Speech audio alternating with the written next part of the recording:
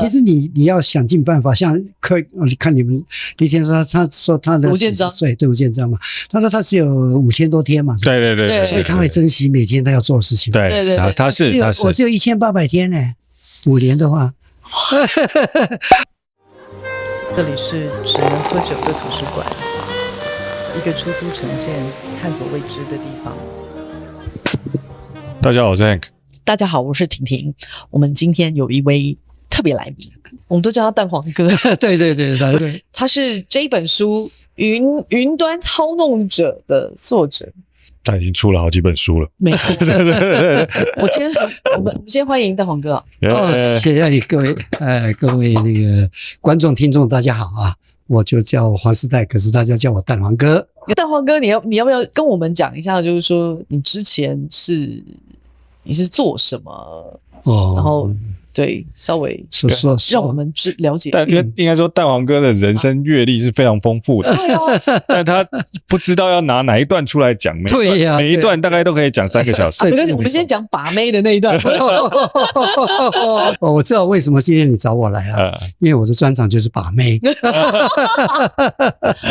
等一下，我知道说蛋黄哥之前是住在美国嘛？对。那你是在美国长大的吗？没有，那就说来也是话长。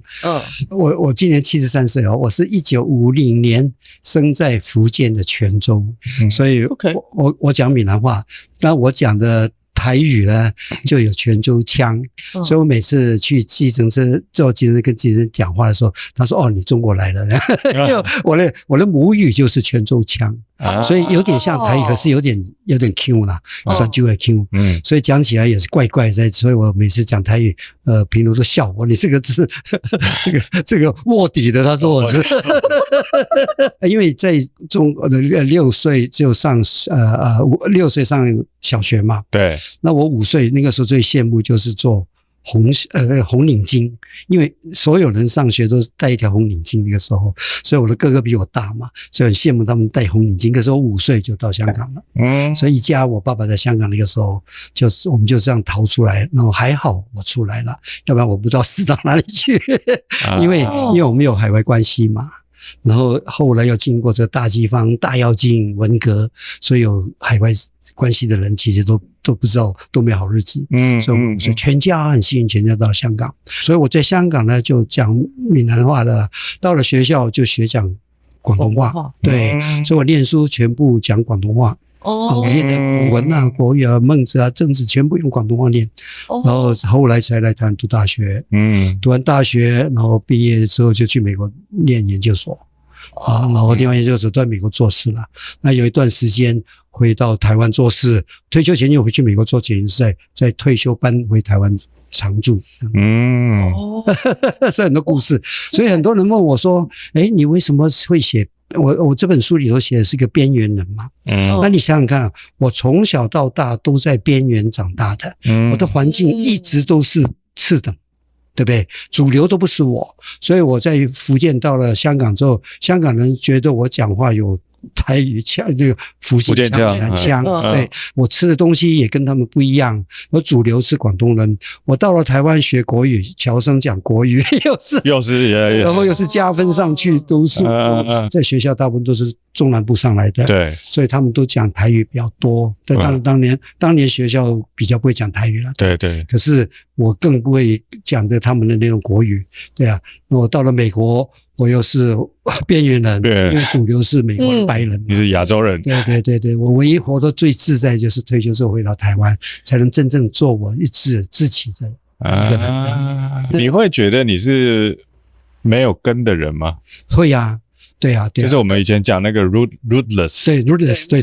可是我有个很大的这个特点，我非常 down to earth。我到那个地方，我就很容易进入，我比平路更容易进入那个在地的状况，所以就也不是小混混了，我很能够了解这个，就有点 street smart， 叫 street smart。我到那里很快就知道说，这个地方是什么啊，有这个街头智慧。对，没错。那你会觉得说为什么呢？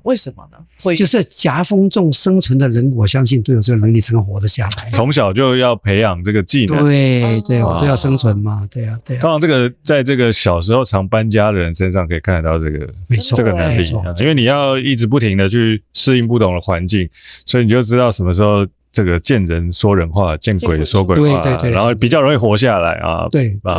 你很快就这样吗？我的意思是说，在这个过程里头，你会有一些害怕、恐惧这一类的。太多了。我也是一个特别笨的小孩。就是不是很灵活，像我有个二哥嘛，灵巧不得了，对，非常了，所以一下更能够进入所有的街上的游戏什么的。我很笨，我的问题是什么？我的二哥非常活泼能干，那我是小他2岁，所以我跟不上他，所以我只能乖乖待在家里。所以我的活动力跟适应能力其实没有那么强，所以更感觉我被挤压。我大部分时间都躲着不敢去面对，所以常会出很多错。最好的笑话是我在美国毕业之后就去我在矽谷就Silicon Valley上班，这边去，然后上班第2个礼拜，我记得我是这个5月中去上班，上班2个礼拜，突然间我的同事说那个Dan， 我英文叫 Dan 中文叫黄，所以我叫蛋黄。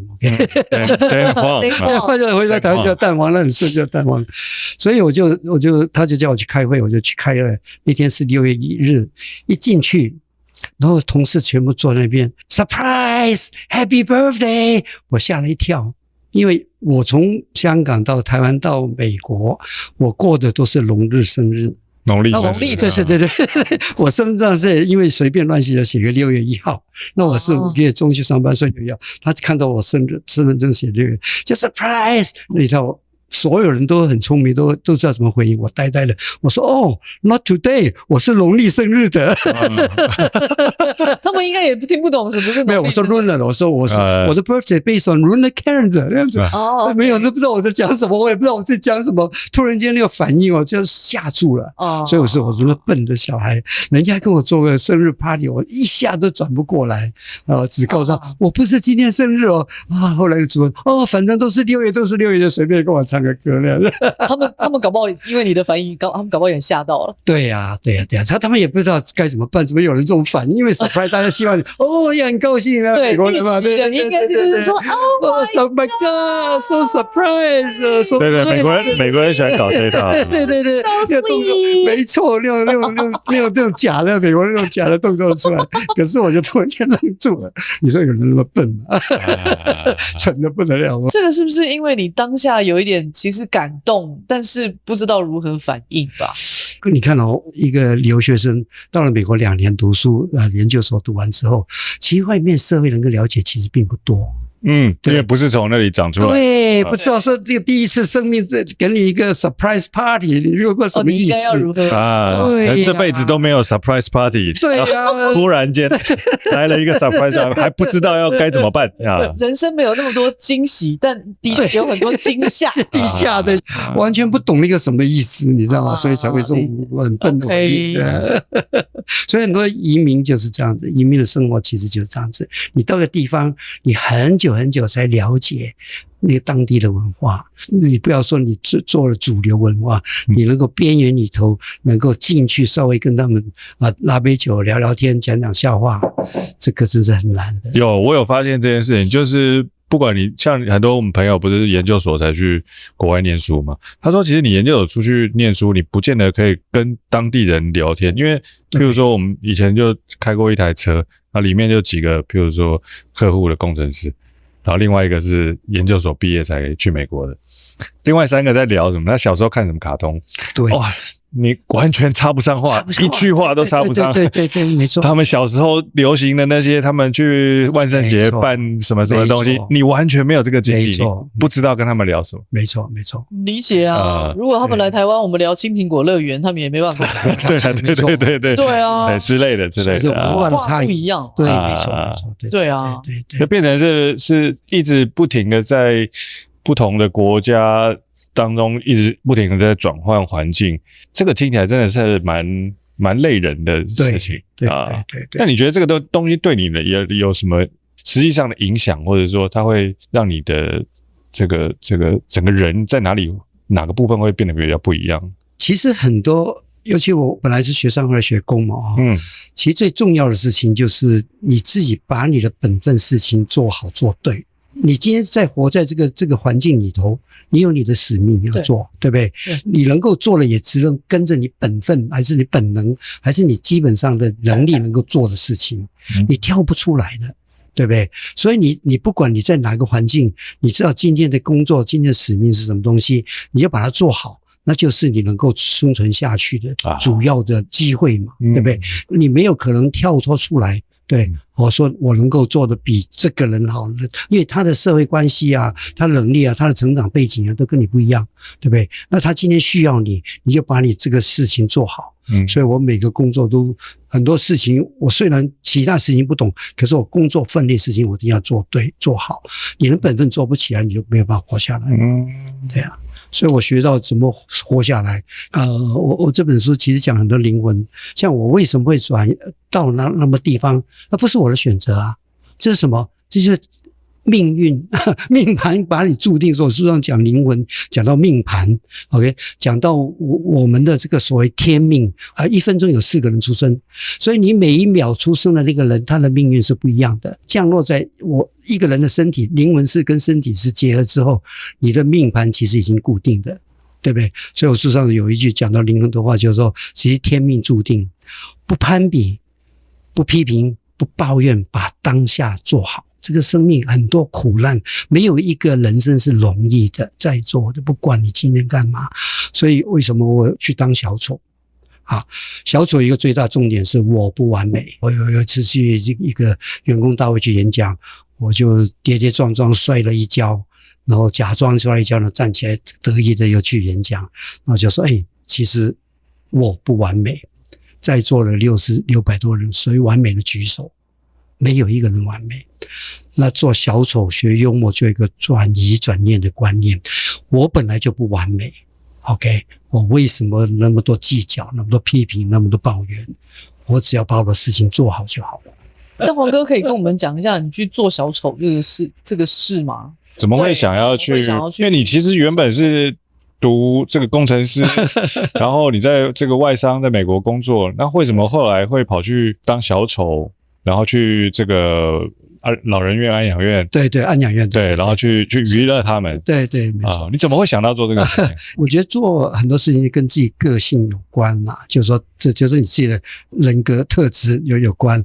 那我在以前像我们在美国的带过，小的时候就送他去中文学校上课干嘛的。然后中文学校的时候，我看到小孩在那边上课，我想到说，如果我能够带给小孩玩气球啊，玩变魔术给他看，因为生活总是很无聊嘛，逗他们快乐，逗他们笑一下，这个也很好玩。所以那个时候有这种想法。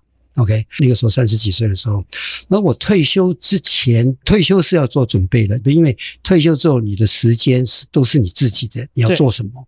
所以我那个时候想说，我退休之后应该去做志工。其实我常跟我同学讲，是说，其实我们都是社会成长我们的。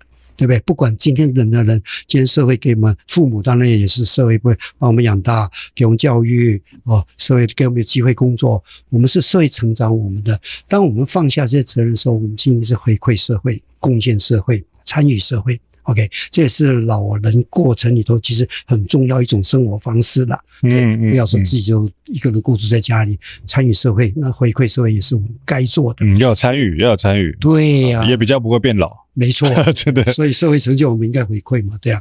所以我在退休前就去学这个小丑培训。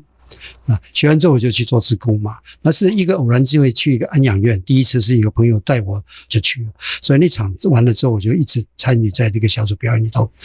那做这个小丑表演的确回到我的本身的个性来讲，我想分享快乐。虽然人生是很苦的，可是当我疯的时候，我去忘了过去所有的苦难啊、忧愁啊什么事情，我就会疯起来跟人家玩，跟人家快乐。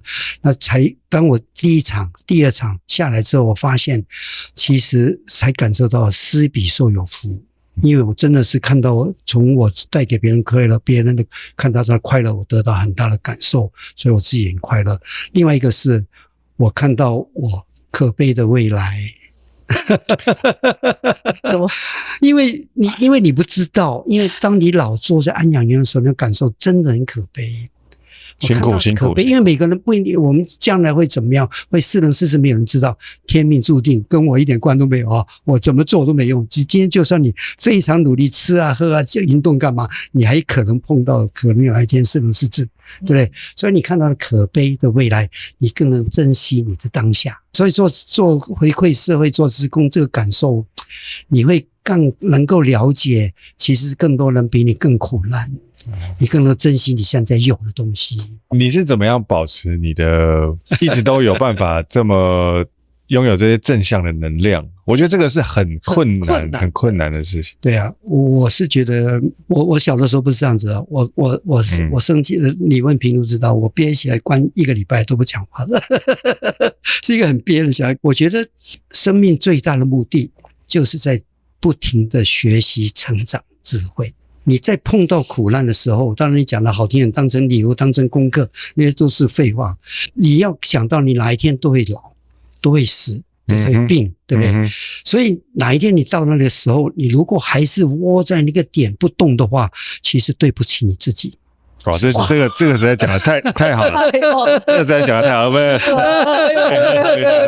这个实在讲的太好了啊！真的，这个超级有道理的。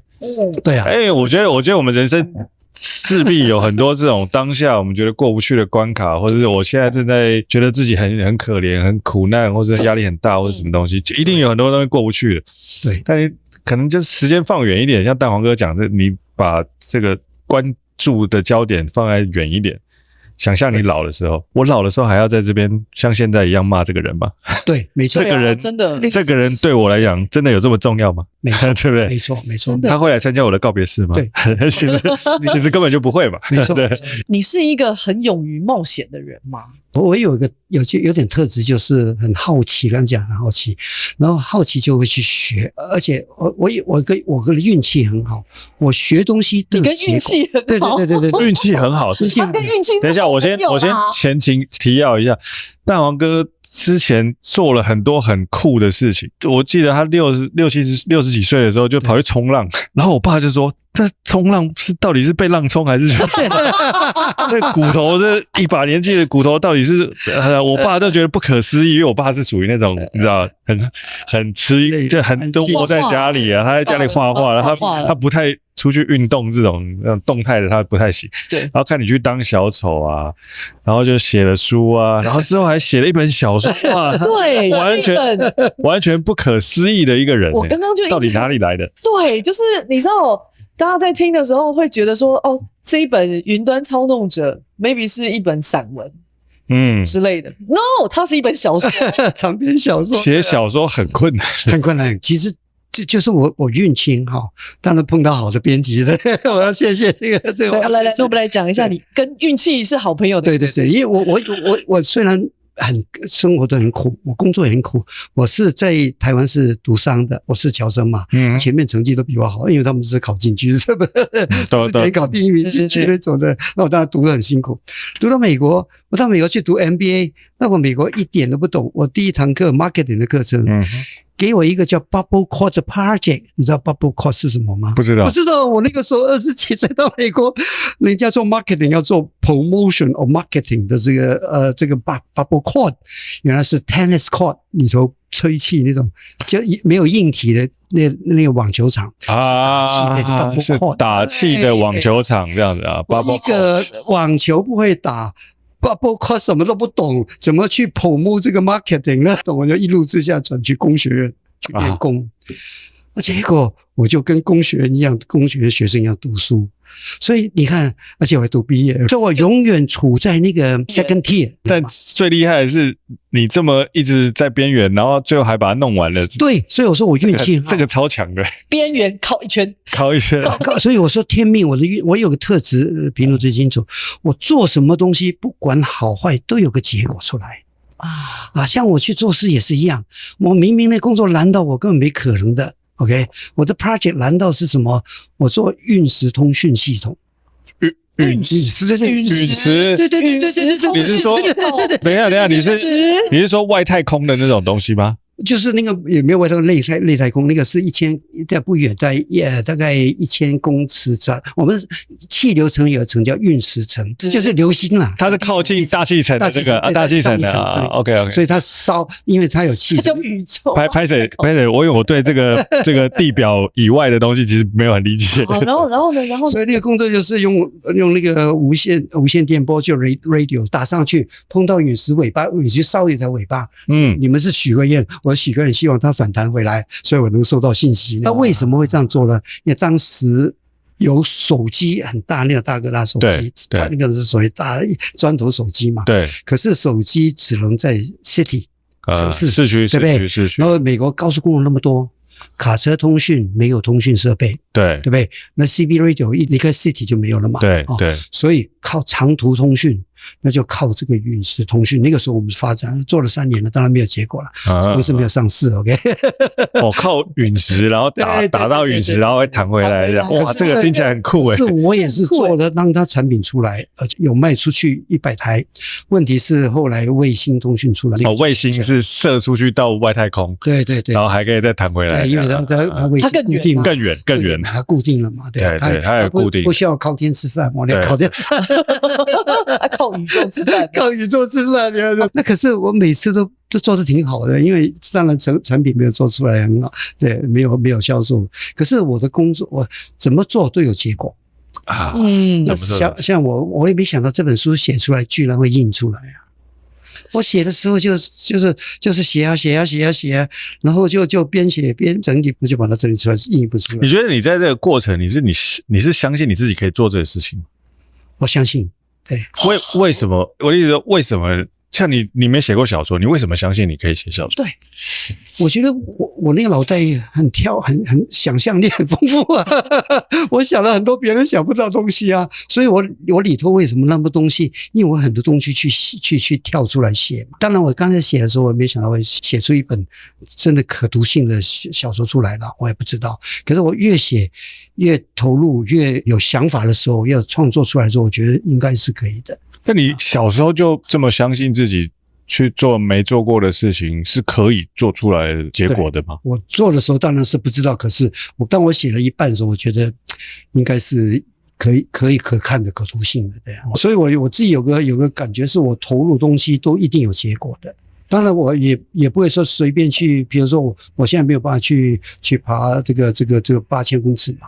我这个就不会去做了。你还是会去衡量你自己。对，我还知道是自己能力做得到了。写这本是因为我写过一本散文，那我想说散文跟小说不一样嘛。对，那我当然有一个很特别特质是。不难的事情我不做，不难的事情不做，不难的事情不做啊！我觉得这句话好帅哦，这个很帅，这个。我可以问一下大黄哥，你觉得你是一个属于好胜心很强的人吗？也没有，我其实是跟自己挑战。就你没有要跟别人比？我没有，因为尤其做瑜伽是不跟别人比的，都是自己做。对啊，应该是说，我就看你做很多事情，对，虽然你会衡量你自己的能力。但是你心里面会不会常常会有一种我不信我做不到？对，有吗？而且我的做了不是一下做了，我都要很长时间去学习、练习才会做得到。我是很有坚持。你觉得那个动力的来源是什么？一个好奇啦，第二个我怕无聊，你怕我一定要 occupy， 对啊！有，我跟你讲，这个我懂，我觉得这个点我有。我觉得我有期盼，我已经看到我70岁的时候有对 occupy 中文是什么？就是要自己很忙碌，对，要你的脑袋必须要被对占某一件你还不会的事情占领住，对，然后你才会觉得你一直在想办法前进。而且我不能空洞洞的发呆干嘛，看电视干嘛？不行。对，当然我很喜欢自然，我在自然可以躺着啊，干嘛都有啊，就跟自然结合的非常好啊，那很顺着自然的来过日子啊。问题是我的日子不能太没有目标。那这个对老化是很重要的东西，因为目标有个 target，也就 target 有个目标，你生活有目标之后，你生活才有重心。我今天一定要这个1个月之内做一件什么事情，你就做完之后你就有成就感。我退休之后，你看我做什么，我就上网学习。我上那个 MOOC 就是线上免费课程。你我学什么？学作曲。等一下，你不会下个月要出个唱片吧？好了，我懂了，我懂了。他小说都出完了，下一次出专辑了啦。出专辑，对。学作曲还要学什么？学剧本学音乐基础。我们这一代其实很可怜，我们这一代都在读书、工作、负责任，对不对？我们没有修很多艺文的课程，对，所以退休是要补修。我觉得大黄哥勾勒出那个年代，你知道吗？对，有，就是他很多时候是在读书、工作、负责任，就是为了家庭负责任啊。你有很多的人生的羁绊啊，没有办法真的做你自己想做的事情，没错，真的之类的。所以在退休的时候，就是人生补课啊。补课，对，我觉得要补很多课，所以很多我们现在很多这些乐龄的课程教很多东西，因为很多所谓艺术疗愈啦，什么戏剧、音乐什么的，对，我就跟他们讲，我说我们老人家我们这个年龄最大问题就是要补修过去的艺文课程，才能够进入那些疗愈的课程嘛，因为他根本没有感受嘛，真的，对不对？完全跟你可以背这个你完全可以解释我最近心中的疑惑。OK， 对，就是我常常会看到很多人，他是完全没有感受，他只剩下，应该说很多人其实是只有感性的思考，然后没有理性。我觉得这也蛮可怕的，很可怕。但有另外一种人更可怕，就是他只有理性，他完全没有任何的感性。那这件事情本身是很恐怖的事情，是因为你如果只有理性的话，其实你对所有事情你就是用一种分析的角度去看，所有东西都用一种这个 challenge 的角度去看，没错。然后你的人生会过得很辛苦，因为你所有东西都在分析，对，你没有感受。对，人家讲一句话，你是完全没有感受力的。对，这个是很可怕的事情。对，而且不是一分两半两瞪眼，对，二元论，对，黑不就白没有。它中间有很多的这个灰阶的东西。没错，你学电脑嘛？我第一届的电脑是2位元，对不对？2位元啊。第二届的电脑是量子电脑，黑白不分，不是1就是不是。对，01，不是也就是黑白不分。人生其实是量子电脑黑白不分。量子电脑有几个很好玩的，纠缠、堆叠、resonate 共鸣、共振，你怎么可能那么清楚呢？对不对？所以就是像量子电脑堆叠、纠缠、共振、共鸣，那没可能那么清楚黑白01嘛。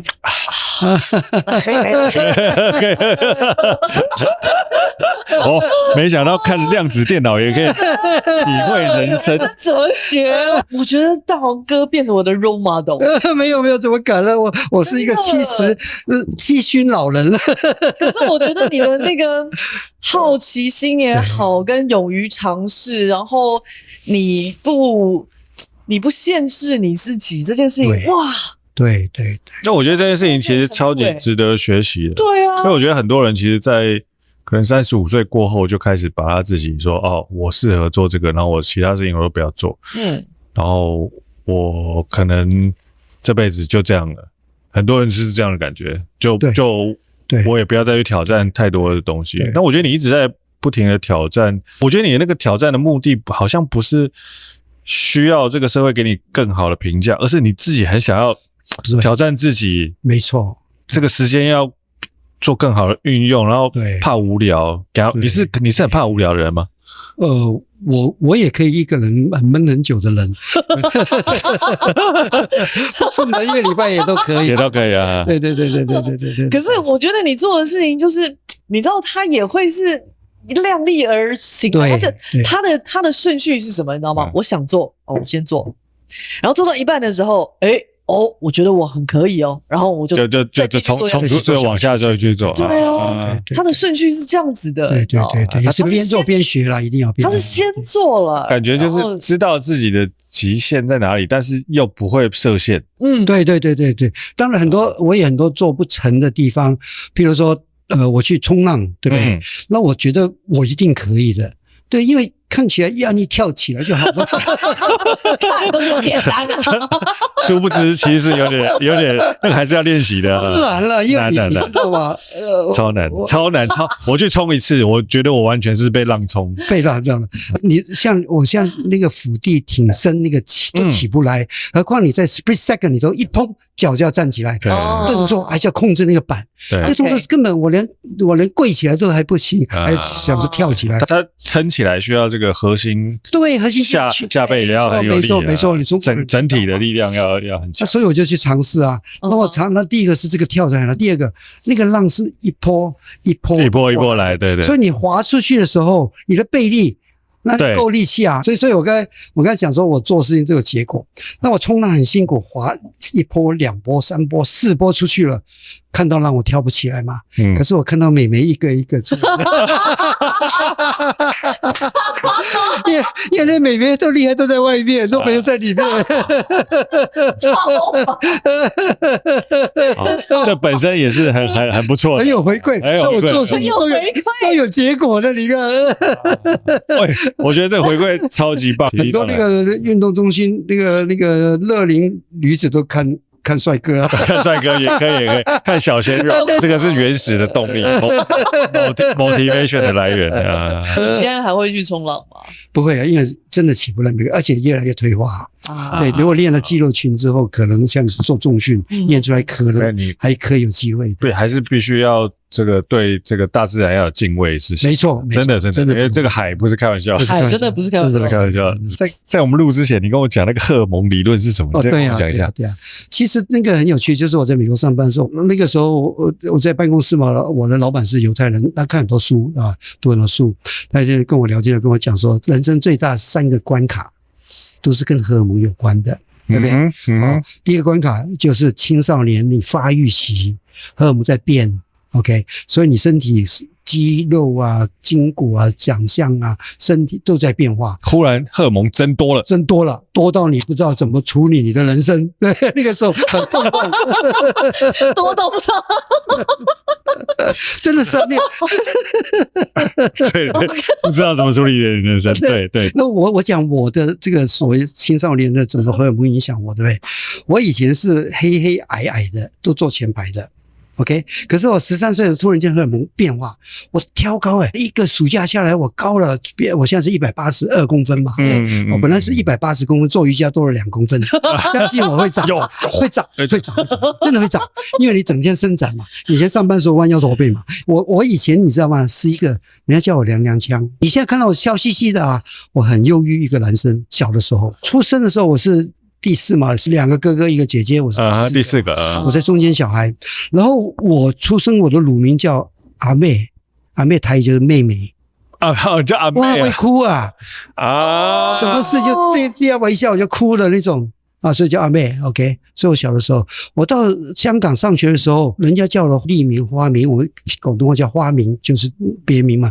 他叫我旅人行，广东话雷人影，就是娘娘腔，雷人影娘娘腔，你知道吗？我小学，我书上有写一段是真的，小学3年级的时候，运动课一定要穿白的鞋子，对，不然运动鞋嘛，白的，然后我就穿白袜、白鞋、白手帕。有蕾丝吗？我就问，干净的不了。我书上也写了王金水主角是边缘人嘛，然后他就是我3年级的时候，这是真的故事。那小的时候大家最喜欢打弹子，有没有？蹲在地上撒地上，对，打弹珠嘛。有个吕老师，我们班上的40人以前都很多人啊。吕老师说这打弹子有赌博的行为不好，那天突然间检查。OK， 所有人把弹珠没收，这样子收到我没有弹珠，你看我娘娘腔到这样子然后到了听起来很优雅，就是很憋啦，很憋。然后那个初1年级的时候，因为我是小学生，初1我们学校是到高中嘛，那因为我算是升上来的嘛，然后选班长选我。老子不干，我就跟老师讲，你不要选我就是不干。然后1个礼拜我也不做班长，2个礼拜到3个礼拜，老师受不了改选。这听起来很 man 啊。你这么尿啊？很溜，非常溜。然后老师真的没办法了，然后他就改选了。对，那个时候我12岁，荷尔蒙还没变，所以我之前12岁、13岁以前还荷尔蒙没变的时候，干干净净的小孩啊，就是会读书。我到了13岁，荷尔蒙变了，第一个学什么？学干，写出话。你说广东话？广东话是什么？丢。还好我们现在录 podcast 应该没有什么，没有人会言论审查。对，所以荷尔蒙改变了我，一个是我的个性完全变了一个人，然后开始穿鞋子不穿袜，以前干干净净穿袜的呢，然后就邋里邋遢的那样子哦，学抽烟，所以那个荷尔蒙就会那个时候是最困扰的时候。所以你看，这第一期的荷尔蒙，第二期就是中年期嘛，所谓中年危机嘛，对不对？很多婚姻啊、小孩啊、工作啊，最危险的时候，当然那个环境也制造你这个工作上高不上，各种压力在里头，所以中年的时候也是荷尔蒙在开始减少的时候，更年期那个时候也是非常挫折，你身体在变化，影响到你所有情绪，有感觉到自己变老。稍微在下降，无能为力，对，没错，这个肌耐力都变差了，没错，对啊。然后第三个就是你65岁以后的，当然现在有一个说法是，65刚开始身体很健康，真正来讲是75岁开始退化，像我现在73。我希望没有那么快退化。可是基本上我们这个年龄到了有一段时间，荷尔蒙完全退化越来越少的时候，是75岁开始。当你荷尔蒙人少的时候，人就会整天打瞌睡，笑不起来，energy 没有，然后能量没有，然后不快乐。所以你看，需要电视开着才能睡着。没错，对，一打开就睡着，一打开就睡着，对，都没有活力，你看，所以荷尔蒙真的是这3大荷尔蒙影响到我们的人生很重要啊。所以书上为什么用荷尔蒙来解释？我们这个能量有没有啊？会慢慢没有体力啊，干嘛的呀？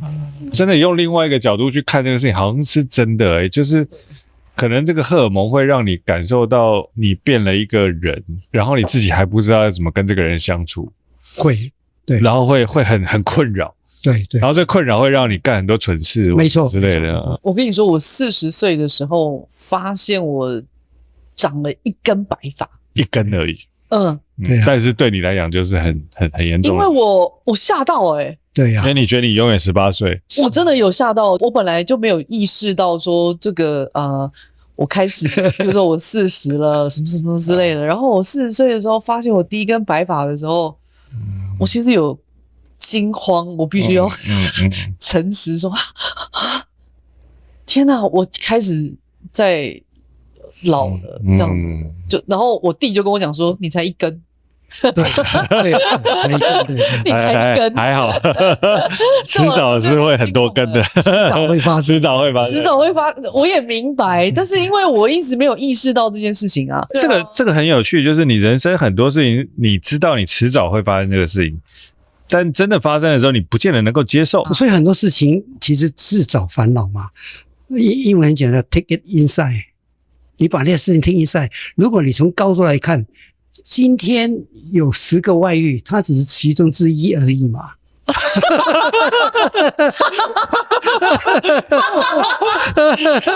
等一下，这个概念的，这个很厉害的。你从高度，你从高度来看这个世界，对啊，都在发生，这是其中之一。你用另外一个角度去看这个事情，就是这个世界上发生的这个事实。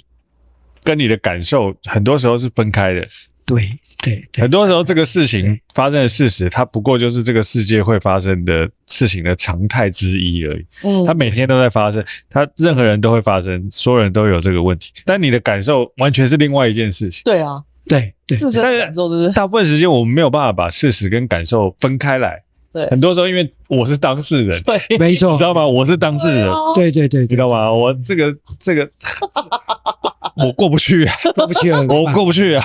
所以我也知道这个事实很常发生。对对对，这为什么在我身上就是过去对哦，对啊，的确。所以说很多事情不要执着在 take it inside， 就是你把它放外放高来看。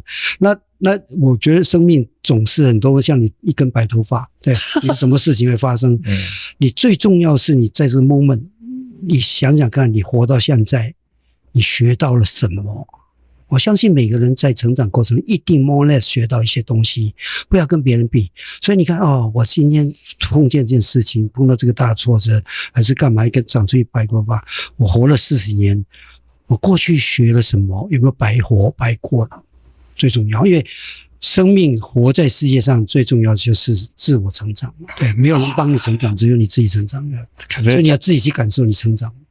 这实在是讲得太好了。没有，我觉得今天跟涛哥聊天，我速度热泪，因为我觉得他这个70岁的智慧跟我们还是有点程度上的差别。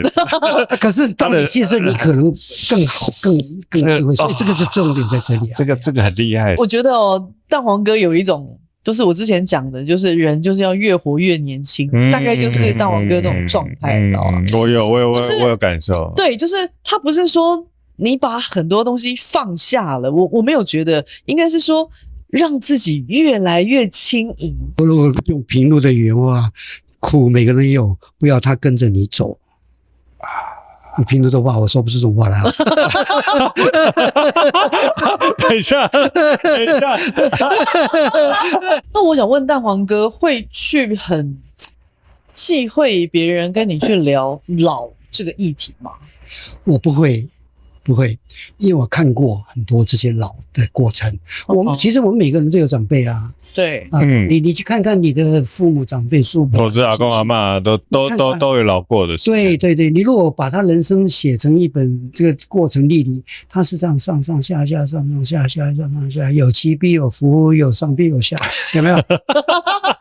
但是对，但那假设我们人生不变的那个定律，就4个字叫生老病死。对啊，对不对？对啊。那我们再看生老病死，如果到病死的对，就是这些东西加总起来，你会怎么去诠释这个生老病死呢？你现在对那个一个是我们身体是个有机体，对不对？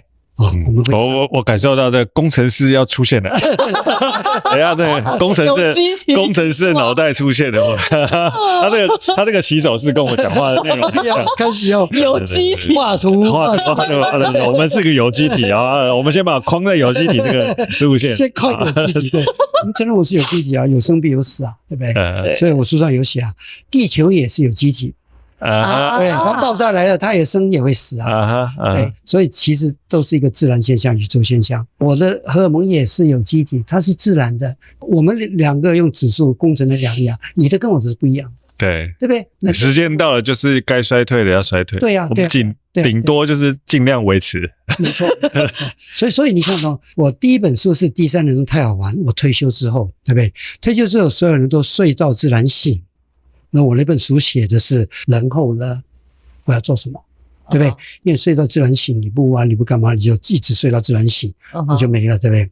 所以我那本散文就写的就是我退休之后我做的事情，我的生活，我怎么从一个工作的人生没有负责任之后，我100% 的时间是我自己控制的时候，我做什么事情？所以我睡到自然醒，然后呢，所以各种能够玩的、能够学的，做志工、参与社会什么我都做，对不对？尽量去体验。对，所以我写这本书的时候也快70岁了。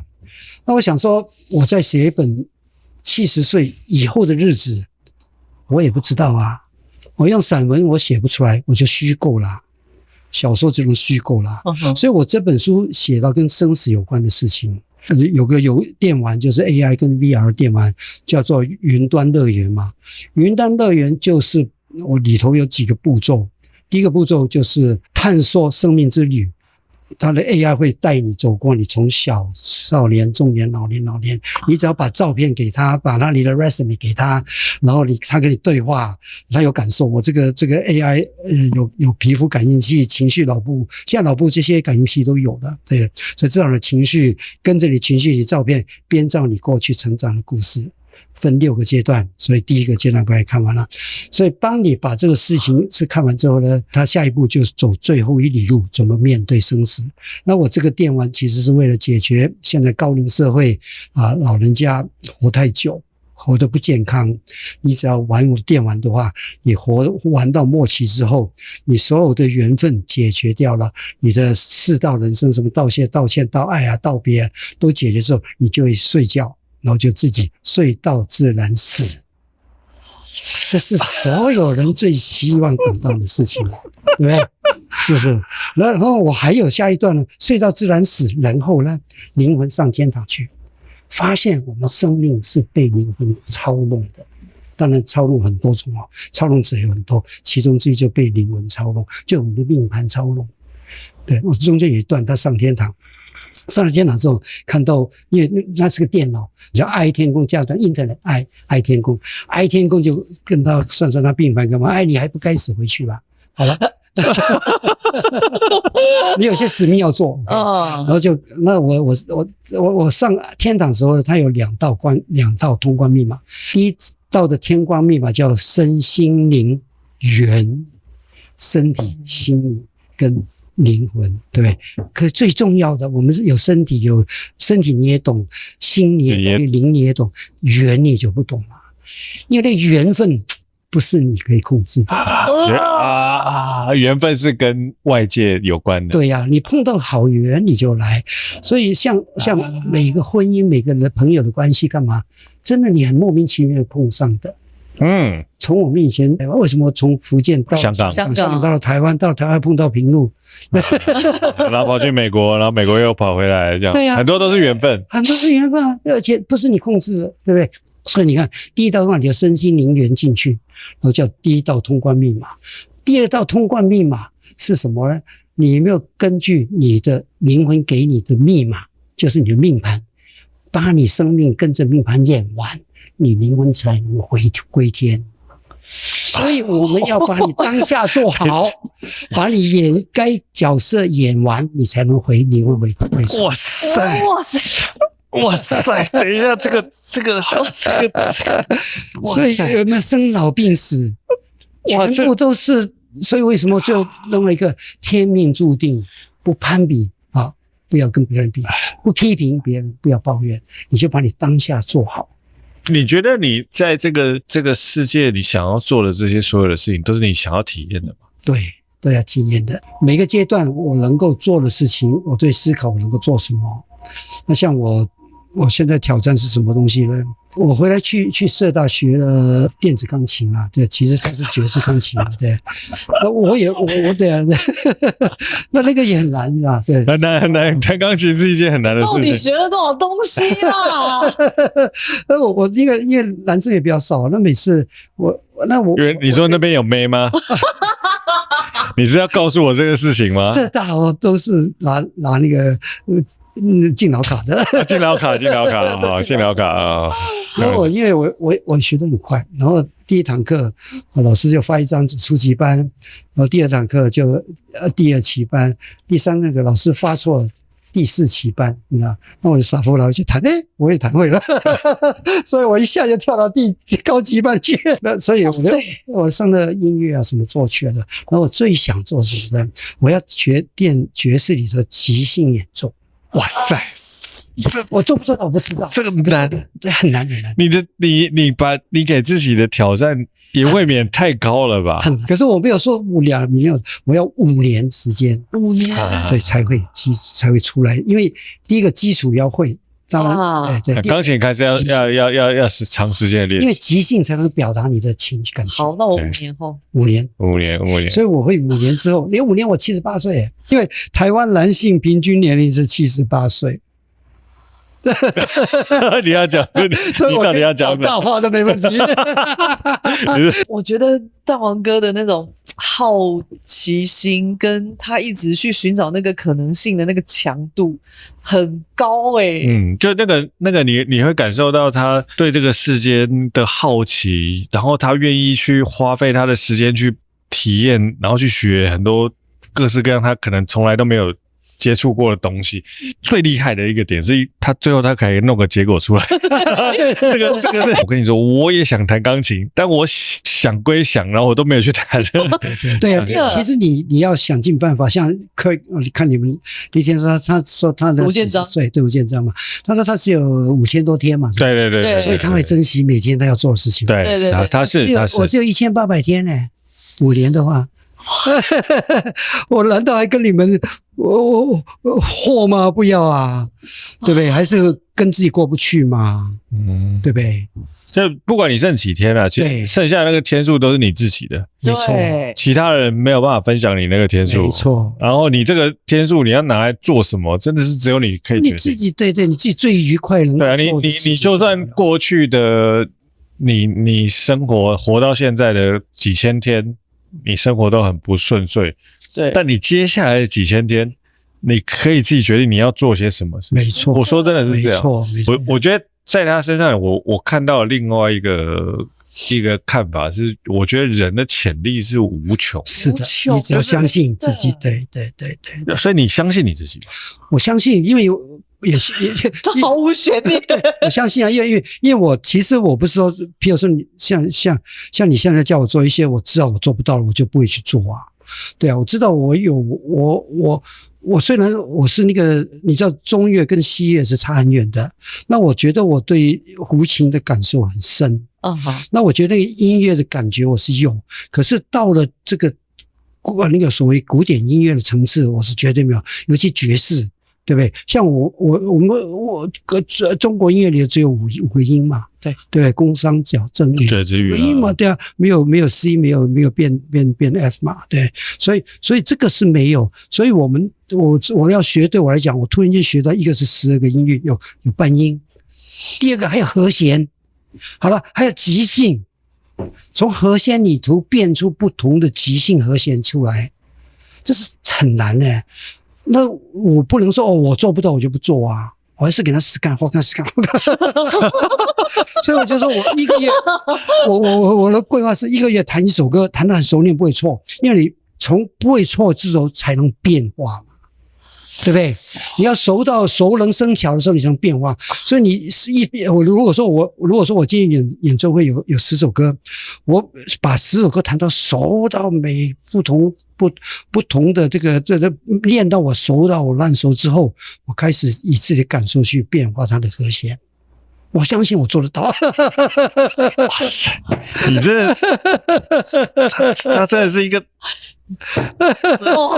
这是一个一定要相信你自己啊！像我们这一代 ，OK， 像我们在美国长大嘛，对，我们永远自己小孩做你自己嘛，啊，当然说起来容易，做起来不容易，可是最后也变成一定要支持小孩做自己啊，对吧？因为这个社会潮流就是这样子啊，我们每个人都要活在自己想做的事情，做自己才是活得有意义嘛。但你小孩想要做自己的同时，你有担心吗？有啊，我的儿子你也知道对不对？是 UPenn Law， 然后在曼哈顿3大律师事务所上班，1年就把工作亏掉，我当然担心啦。对啊。可是我做父母的就说，我们成长过程里头最重要还是你有快乐，对不对？很重要。像我们这一代担负着这个责任，对啊，做很多自己不喜欢做的事情，对，上班是最苦的。所以当我小孩走上这个路，我也是支持他。当然心里总是觉得你怎么生活嘛，对不对？可是最后就变成是看到他能够有像你们要点成就出来，父母就很自然的支持你们做自己，因为我们其实也希望这样做，只是大环境完全不一样。所以其实正本清源，就是你也是希望他们开心嘛。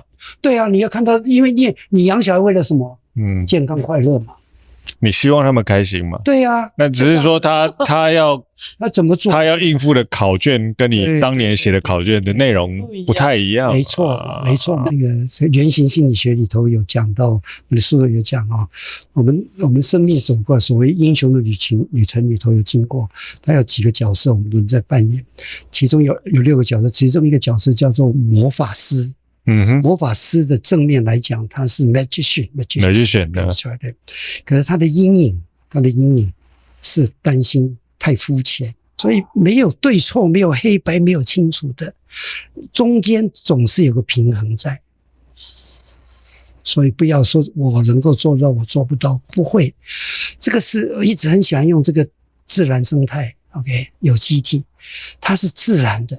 你不用，你只要当下把它做好之后，从一些人讲，我也会担心自己太肤浅，对不对？因为我的阴影里头我也太肤浅。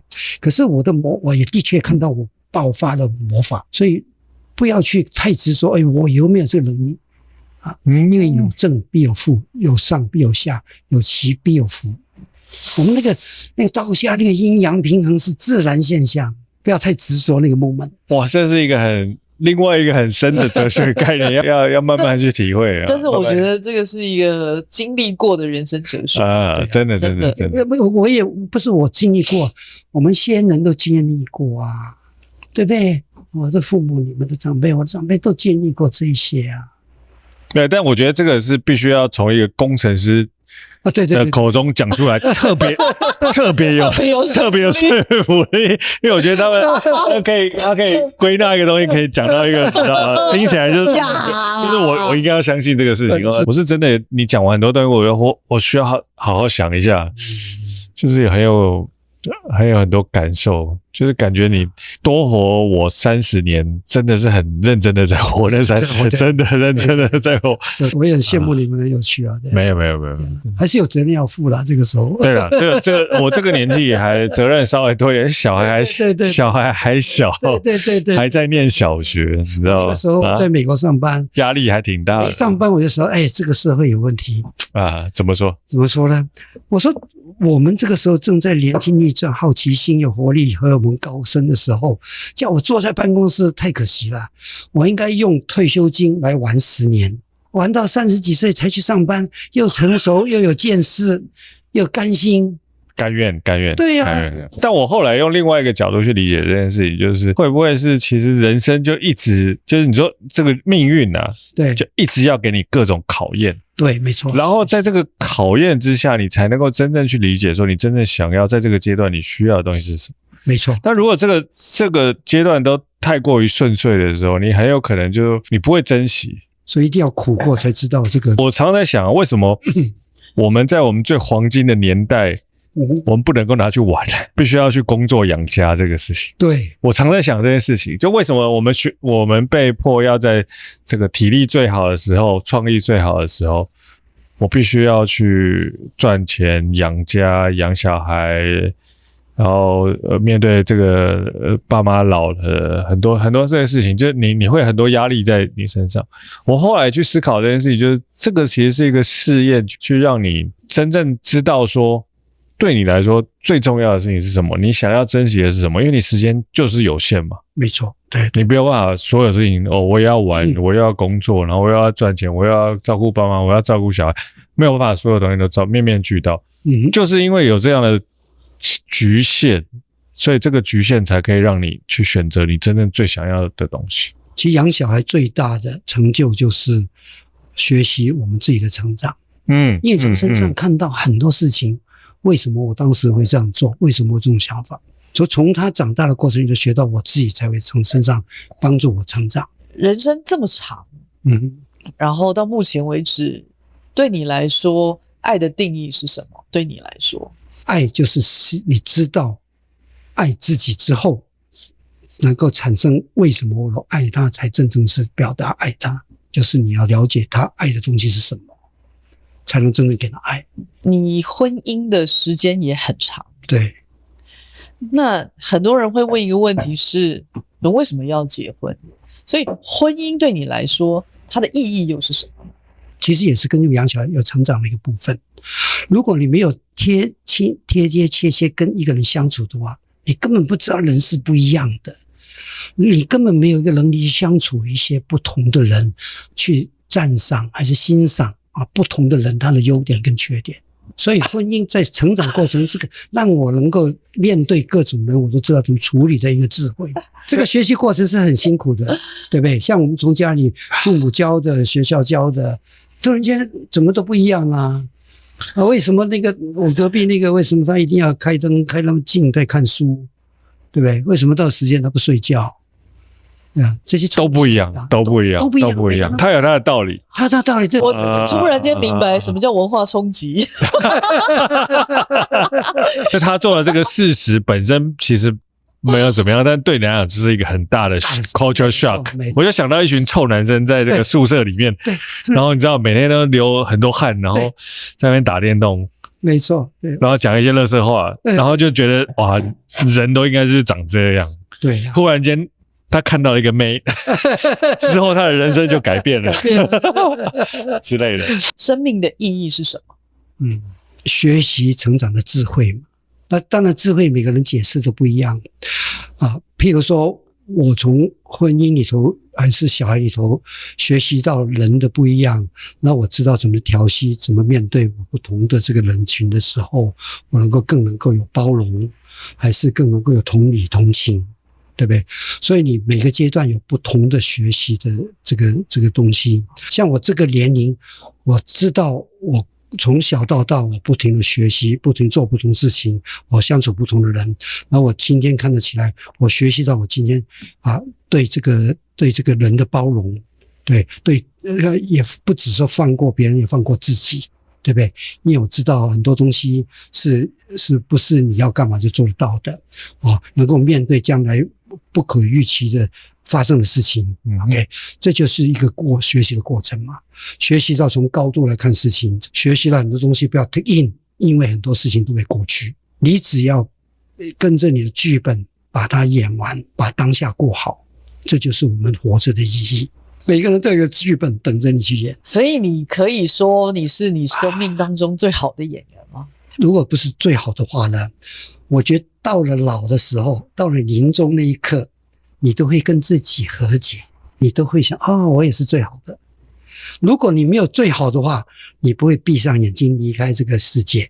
当我这本小说里头提到最后你离开的时候，一定是你所有的挫折、危机、困难、道歉、道爱、道什么走过一遍了之后，你才原来生命就这样子，我可以离开了。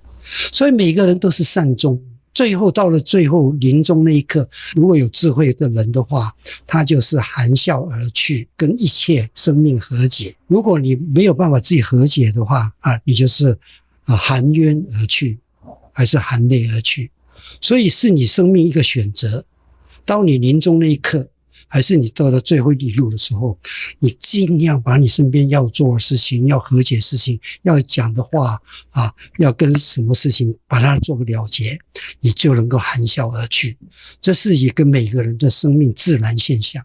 大宏哥你人生过去这70几年，你有没有哪一刻是后悔的时刻？你恨不得就是你知道回去重来过一次的那种。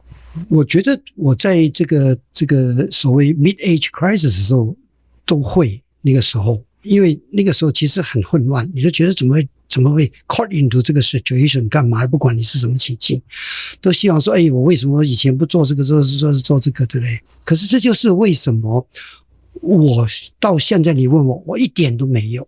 这就是为什么我重整我的过程，从50、60、70，我不停学习的成长，修为，我的智慧成长到我往后看 OK 跟往前看，我都觉得就会这样子的。对，所以意思就是说，你如果现在不混乱，赶快去想一想你的人生到底在干什么事情的话，你是迟早过一阵子，你只是 delay 这个过程的发生而已，你迟早就是会处在这个状态。对，可是还有一个很重要的 factor 就是说，你当那个 moment 的时候，你过去了之后，你要学，我的确是有些东西做对了，还是我的智慧成长了。所以你不要说我这50岁 cut 的这个 situation，60岁 cut 的这个 situation，你并不了解说我为什么到了60岁我还要搞这个？对，所以你一定要有这个成长的智慧，跟所有学习，身边人学习，跟你的伴侣学习，小孩学习，工作学习，还是同事学习。它是一个动态的一个。想办法去平衡很多事情的，所以说穿了还是荷尔蒙的问题吧。对，没错。如果是这样的话，以你的概念来讲，它会是所有的偶然组成一连串的偶然，组成了你人生的必然。没错，对，它自然就变成这样子了。对，没错，很多偶然。你看我从小经过多少事情，我打过多少工，对不对？我很小就开始打工，学到美国也开始打工，对不对？对，然后。做了多少事情就是很多偶然的发生，就偶然我一做认识，偶然我有这个成就，对，偶然就变成现在的必然，没错啊，对啊。所以到现在他已经不需要再去把那些偶然特别拿出来讲，都不需要了，已经到这个状态，已经不需要看到结果，因为一连串的偶然很少。对，然后有需要去理解的话，赶快去买书。怎么了？等一下。